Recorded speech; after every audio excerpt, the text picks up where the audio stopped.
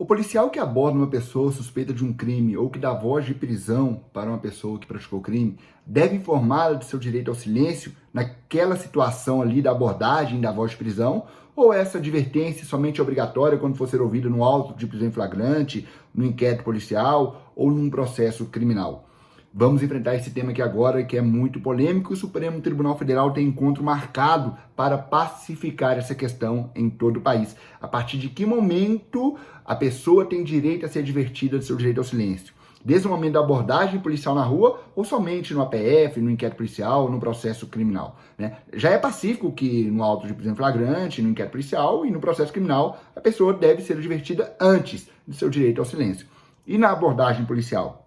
Tá? Pessoal, vamos lá, né? O direito ao silêncio, ele encontra previsão expressa na Constituição Federal, no artigo 5º, inciso 63, quando diz que o preso deve ser advertido do seu direito de ficar calado. Interpreta-se aí preso num sentido amplo ou num sentido mais restrito, no sentido amplo, desde que se referir desde o momento ali da voz de prisão na rua, ou se refere aos acusados, aos investigados, ou ao preso propriamente dito, né? O STF vai definir isso. Vamos lá? Nós temos alguns casos já enfrentados no Brasil e o Supremo Tribunal Federal decidiu em uma situação em que uma mulher foi presa por tráfico de drogas em razão de ter confessado para os policiais que estava traficando. Contudo, a defesa alegou que essa mulher não foi advertida do seu direito ao silêncio. Aí veio o STF, através da segunda turma, e reconheceu a nulidade de sua confissão, e a condenação dela por tráfico de drogas caiu por terra. Ou seja, a confissão foi nula porque ela não havia sido advertida na rua pelos policiais de seu direito ao silêncio. E a partir do momento em que aquela pessoa confessou para os policiais aquela confissão informal, os policiais utilizaram isso em audiência para falar que ela confessou a prática de tráfico de drogas. Contudo, como não foi advertida de seu direito ao silêncio, a confissão por ela nula e, consequentemente, todas as outras provas produzidas em razão da confissão.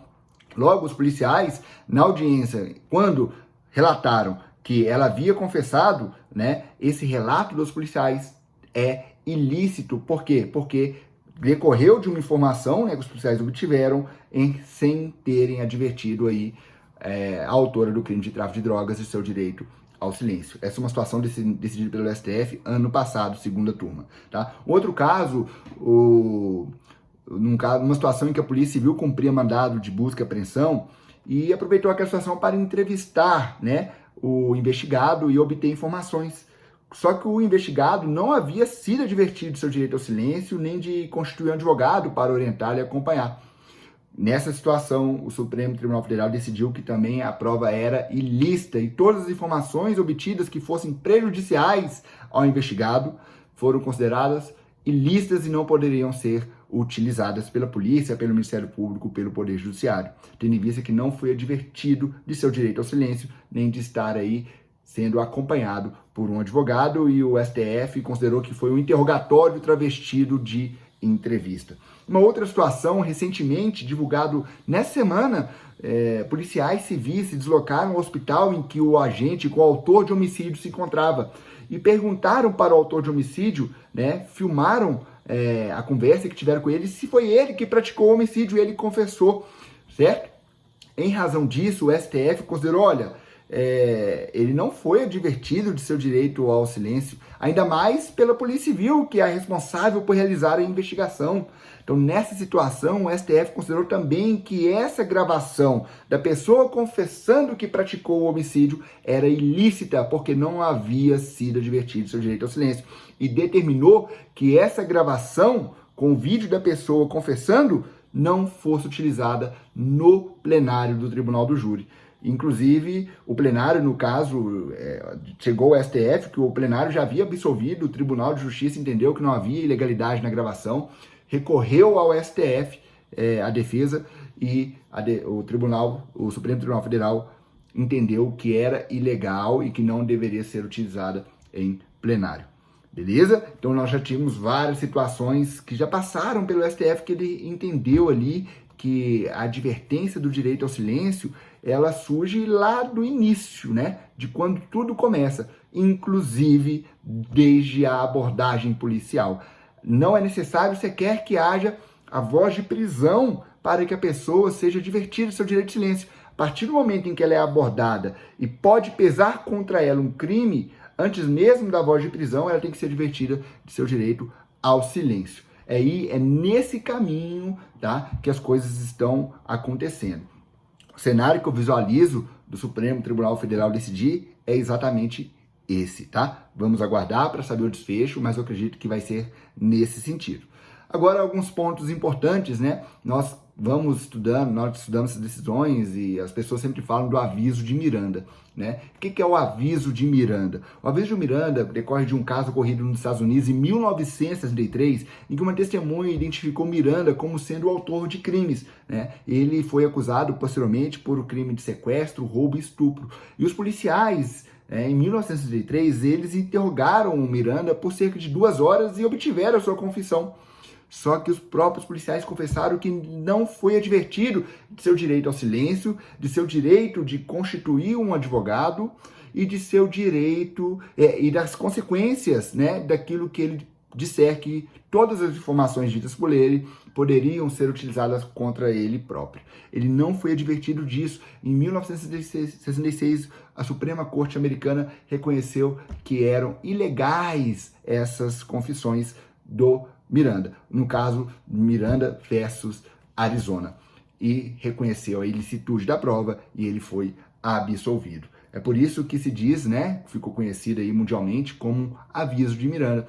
Trata-se do direito do preso dele ser avisado de seus direitos, dentre eles o direito ao silêncio, o direito de constituir advogado e que aquilo que ele disser poderá ser utilizado contra ele. No Brasil, eu não sei se vai chegar, né, se os policiais serão obrigados a avisar tudo isso ao preso, né?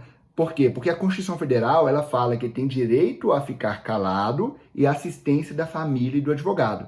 Eu não sei se o STF vai chegar a falar, olha, o preso tem que ser advertido não somente do seu direito ao silêncio, mas também do direito a ter um advogado ali no momento da prisão, no momento em que é abordado e pesa contra ele uma suspeita de crime, tá? Eu não sei como que o STF vai decidir isso, mas hoje caminha-se tranquilamente para um cenário de obrigatoriedade de avisar pelo menos do direito ao silêncio, tá? E se não avisar, a confissão informal dada pela pessoa que foi presa aos policiais, ela vai ser considerada uma prova ilegal e não poderá ser utilizada. Inclusive, o depoimento policial em juízo que disser que aquela pessoa confessou o crime, mas não foi advertida na rua do seu direito ao silêncio, também vai ser reconhecida como ilegal e não vai servir para a condenação aí do acusado, tá? Nós temos casos recentes do Superior Tribunal de Justiça em que não reconheceu como nula a condenação, porque em que pese os policiais, ao efetuar a prisão em flagrante por tráfico de drogas na rua, não terem advertido do direito ao silêncio,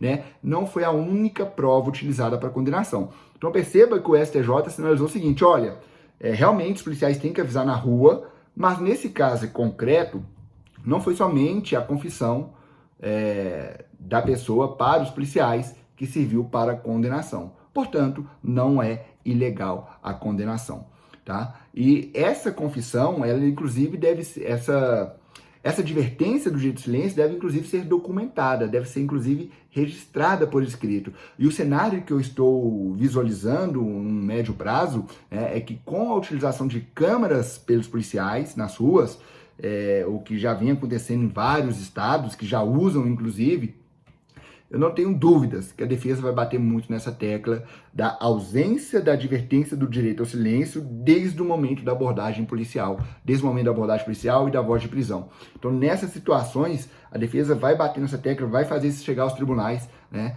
E certamente os tribunais vão utilizar as gravações policiais para verificar se houve ou não a advertência do direito ao silêncio. Não havendo advertência, eventual confissão é nula. Havendo advertência, segue o jogo, tá? Agora, uma dica, né? Nós temos que nos adaptar. Não adianta querer ficar dando um murro em ponta de faca, querendo brigar com o sistema, não vai dar certo, tá? Vamos adaptar, vamos aperfeiçoar o nosso trabalho, vamos melhorar e buscar aí adequar aquilo que está sendo determinado pelos tribunais. Tá? Nessa situação, por exemplo, da advertência do direito ao silêncio, né? Nesses casos, é importante que os policiais já comecem desde já a fazer a advertência e constar no boletim de ocorrência que o abordado, o preso, foi advertido de seu direito ao silêncio, tá? Para em seguida constar se ele confessou ou não a prática do crime, porque a partir do momento em que o policial adverte o preso de seu direito ao silêncio e ele vem a confessar, essa confissão informal ela poderá ser utilizada em desfavor do preso. Então é importante que os policiais comecem a observar isso e constar expressamente isso no boletim de ocorrência.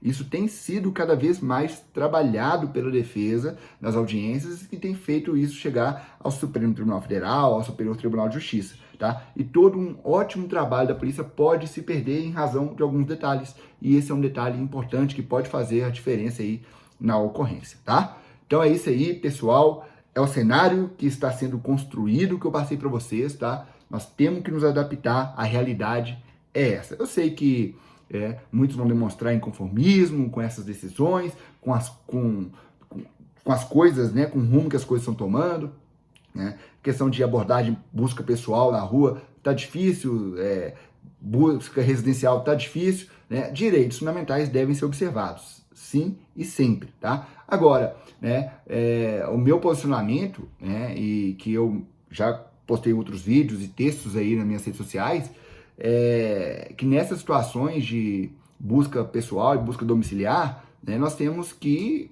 observar aí, obviamente, a fundada suspeita e a fundada razão, mas na minha avaliação, né, tá tendo um rigor tão grande no conceito de fundada suspeita e de fundada razão que está inviabilizando o trabalho policial, tá? E o policial sabe ali na rua ali quando há fundada razão, quando há fundada suspeita, e sabe inclusive apontar os fatos objetivos que legitimam essa fundada razão e essa fundada suspeita. Mas o Superior Tribunal de Justiça tem sido extremamente rigoroso nesses casos e reconhecido nulidade, tá? Então vamos procurar aí, né, fundamentar bem, né, de acordo com o que realmente acontecer, para que as ocorrências policiais elas não se percam, né, e aquele belíssimo trabalho feito policial venha por água abaixo na hora que for, né, parar na justiça.